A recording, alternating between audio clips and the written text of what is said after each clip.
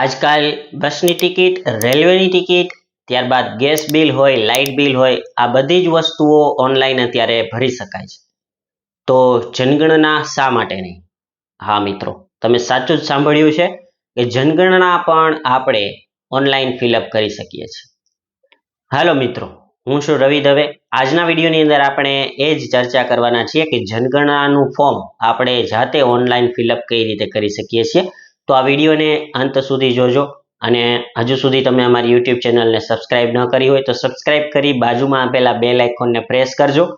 હવે આપણે શરૂ કરીએ છીએ. જનગણનાનું ફોર્મ ઓનલાઈન ફિલઅપ કઈ રીતે કરવાનું છે તે માટેના સ્ટેપ આજના વિડીયોની અંદર આપણે જોવા જઈ રહ્યા છીએ.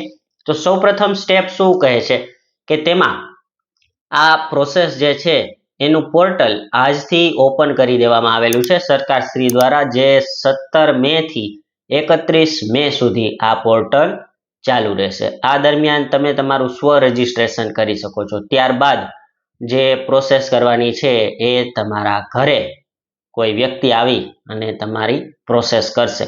પણ એ પહેલા જો તમારે તમારી પ્રોસેસ કરી અને તમારી આ ફોર્મ ફિલઅપ કરવું હોય તો એમના માટેનો સમયગાળો છે 17 મે થી 31 મે.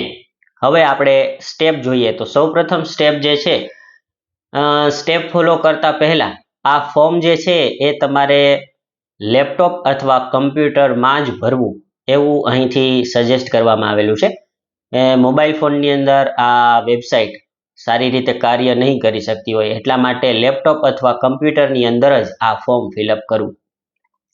સૌપ્રથમ આપણે પોર્ટલ પર જવા માટેની વેબસાઇટ જે તમને અત્યારે અહીંયા સ્ક્રીન પર દેખાઈ રહી છે, se.census.gov.in, આ વેબસાઇટ તમારે કોઈ પણ બ્રાઉઝરની અંદર ઓપન કરવાની રહેશે. ઓપન થઈ ગયા બાદ તમારે રાજ્ય દાખલ કરવાનું રહેશે અને રાજ્ય દાખલ કર્યા બાદ નીચે તમને કેપ્ચા કોડ આપેલો હશે. એ કેપ્ચા કોડ તમારે દાખલ કરી અને આગળ વધવાનું રહેશે. ત્યારબાદનું બીજું સ્ટેપ જે છે તેમની અંદર કુટુંબની નોંધણી કરવાની રહેશે. કુટુંબની નોંધણીમાં તમારે શું ખાસ ધ્યાન રાખવાનું છે મિત્રો? જેમ કે તમારે તેમાં કુટુંબના વડાનું નામ એન્ટર કરવાનું છે. પિતાજી હોય, દાદાજી હોય તો એમનું નામ એન્ટર કરવાનું છે અને નામ એન્ટર કર્યા બાદ તમે તેમની અંદર સુધારા વધારા કરી શકવાના નથી. એટલે ઘરમાં એક વખત ચર્ચા કરી લેવી યોગ્ય છે. કુટુંબમાં મુખ્ય વ્યક્તિનું નામ દાખલ કર્યા બાદ એક કુટુંબ દીઠ તમારે એક જ મોબાઈલ નંબર એન્ટર કરવાનો છે. ઈમેલ આઈડી આપવું જરૂરી નથી. ત્યારબાદ ત્રીજું સ્ટેપ જે છે ભાષા પસંદગી અને ઓટીપી. તો આ સ્ટેપની અંદર તમારે એપ્લિકેશનમાં પ્રશ્નો જે છે એ કઈ ભાષામાં તમારે જોવા છે. આ ખાસ અને અગત્યનો પોઈન્ટ છે મિત્રો. ભાષા પસંદગીમાં જો તમે ભાષા એક વખત પસંદ કરી લીધેલી છે તો ત્યારબાદ તમે તેને ચેન્જ કરી શકવાના નથી. એટલે ખાસ સમજી વિચારીને ભાષા પસંદ કરી અને ત્યારબાદ ઓટીપી દાખલ કરવાનો રહેશે. ત્યારબાદ ચોથું સ્ટેપ જે તમને આપેલું છે એ રહેણાંક સ્થળની વિગતો, જેમાં તમારે કઈ કઈ વિગતો એન્ટર કરવાની છે. એ જિલ્લો પસંદ કરવાનો છે, ગામ અને શહેર પસંદ કરવાનું છે. ત્યારબાદ તમારા વિસ્તારની નજીકનું ભૂમિ ચિહ્ન દાખલ કરવાનું છે અને તમારા એરિયાનો પિનકોડ ત્યાં દાખલ કરવાનો રહેશે. ત્યારબાદ આટલું ફિલઅપ કર્યા બાદ પાંચમું સ્ટેપ તમને આવશે નકશામાં ઘર દર્શાવો. ઉપર 4 નંબરના સ્ટેપમાં તમે જેટલી વિગતો ફોલો કરશો ત્યારબાદ તમને નીચે ગૂગલ મેપ, તમારા ઘરના નજીકના એરિયાનો ગૂગલ મેપ જોવા મળશે. એ ગૂગલ મેપમાંથી જે આપણું લોકેશન હોય છે, જે રેડ કલરના સિમ્બોલથી તમને ગૂગલ મેપમાં દર્શાવતા હોય છે, એ સિમ્બોલને તમારા ઘર ઉપર લઈ જઈ અને તમારે નીચે જે બટન આપેલું હશે સેવ ને નેક્સ્ટ, એ બટન ઉપર તમારે ખાસ ટિક કરવાનું રહેશે. તો ઘર પસંદગી માટે તમે થોડીક ચોકસાઈ રાખી અને તમે તમારું ગૂગલ મેપની અંદર ઘર પસંદ કરજો. ત્યારબાદ પ્રશ્ન નંબર 6 જે આપેલો છે એ પ્રશ્નાવલી ભરી તેમની અંદર તમારે 34 જેટલા પ્રશ્નો જે આપવામાં આવેલા હોય છે એ તમારે ફિલઅપ કરવાના હોય છે. પ્રશ્નો જે છે એ કોઈ પણ આપી શકે છે. ઘરના મેમ્બરો જે છે, બહુ સામાન્ય એવા પ્રશ્નો તમને ત્યાં પૂછવામાં આવશે કે જેમ કે તમે ઘરમાં કયા પ્રકારનું ઈંધણ વાપરો છો, એલપીજી ગેસ વાપરો છો કે ગેસ કનેક્શન છે તમારી પાસે, લાઇટ કેટલી છે, ત્યારબાદ તમારું મકાન પાકું છે કે કાચું છે, ઈંટોનું બનેલું છે કે શેનું બનેલું છે. તો આ બધી જ વસ્તુઓના આવા નોર્મલી પ્રશ્નો જે છે એવા 34 પ્રશ્નો તમને ત્યાં પૂછવામાં આવશે. એ પ્રશ્નોનું તમે જ્યારે આન્સર આપી દો છો ત્યારબાદ 7મું સ્ટેપ જે આપેલું હોય છે તેમાં માહિતીની સમીક્ષા કરવાની રહેશે.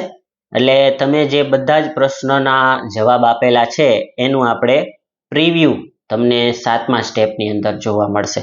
હજુ તમને એમ લાગે છે કે આમાં તમને કોઈ પણ પ્રકારની ક્વેરી છે કે તમે તમારા ફેમિલી મેમ્બર સાથે ચર્ચા કરવા માંગો છો, તો તમે આ 7મા નંબરના સ્ટેપ ઉપરથી એ બધો જ ડેટા વેબસાઇટના ડ્રાફ્ટમાં સેવ કરી શકો છો. એટલે કે હજુ તમારે સબમિટ કરવાનું નથી, તમે તેને ડ્રાફ્ટમાં સેવ રાખી શકો છો. એટલે તમે તમારા ઘરના પરિવાર સાથે ચર્ચા કરી અને તમે આ વિગતોને વેરિફિકેશન કરાવી શકો છો. તો 7મા સ્ટેપ સુધીમાં તમારે આટલું વેરિફિકેશન કરાવવું જરૂરી છે. અને 8મું સ્ટેપ, અંતિમ સ્ટેપ જે છે એ સબમિટ કર્યા પછી તેમની અંદર કોઈ પણ પ્રકારના ફેરફારો કરવા થઈ શકે તેમ નથી. છેલ્લી તારીખ પહેલા તમારે સબમિટ કરી દેવાનું રહેશે. 31 તારીખ સુધીનો તમારી પાસે સમય છે. 31 મે પહેલા તમારે આ ફોર્મને સબમિટ કરી દેવાનું છે. અને જેવું તમે સબમિટ કરશો એટલે તમારા મોબાઈલ ફોનમાં અથવા જો તમે ઈમેલ આઈડી પ્રોવાઈડ કરેલું હોય અને તમારા વેબસાઇટના પેજ ઉપર તમને 11 અંકનો એક એસી કોડ જનરેટ કરવામાં આવશે. એ ટેક્સ્ટ મેસેજ દ્વારા પણ તમને આવી જશે અને તમારા વેબસાઇટના પોર્ટલ ઉપર પણ એ એસી કોડ જનરેટ કરી દેવામાં આવશે. એ એસી કોડને તમારે કોઈ પણ જગ્યાએ નોંધી લેવાનો રહેશે. એ કામ ક્યાં આવશે? તો આ જે નંબર તમે નોંધેલો છે એ જ્યારે હવે ફિલ્ડ વેરિફિકેશન માટે કોઈ પણ વ્યક્તિ તમારી ઘરે આવશે, એ ફિલ્ડ વેરિફિકેશન વાળા વ્યક્તિને તમારે આ 11 અંકનો એસી કોડ આપવાનો રહેશે. એ 11 અંકનો એસી કોડ એ વ્યક્તિ પોતાની મોબાઈલ એપ્લિકેશનની અંદર એન્ટર કરશે એટલે એને તમારી તમામ ડિટેલ્સ ત્યાં જોવા મળશે, જેથી કરીને તેમનું કામ પણ થોડું ઘણું સરળ થઈ જાય છે. અને જો એમને એસી કોડથી તમારો ડેટા ફેચ ના થાય તો ફરીથી એમને બધી જ ડિટેલ ફિલઅપ કરવાની રહેશે. તો આ રીતે જે છે, અને ખાસ અગત્યનું એ છે કે ઓટીપી કોઈ સાથે શેર કરશો નહીં મિત્રો. ઘણા બધા ફ્રોડ પણ અત્યારે થઈ શકતા હોય છે અને કોઈ વ્યક્તિ તમારી ઘરે જનગણના કરવા માટે આવે છે તો એ તમારી બેંકની ડિટેલ, પાન કાર્ડ કે ઓટીપી આ પ્રકારની કોઈ પણ માહિતી માંગતા નથી. કેમ કે જે ક્વેશ્ચનો છે 34, એ ક્વેશ્ચનની અંદર ક્યાંય પણ આપણે બેંકની ડિટેલ, પાન કાર્ડ કે ઓટીપી નાખવાની જરૂર પડતી નથી. એટલે ખાસ સાવચેતી રાખજો મિત્રો.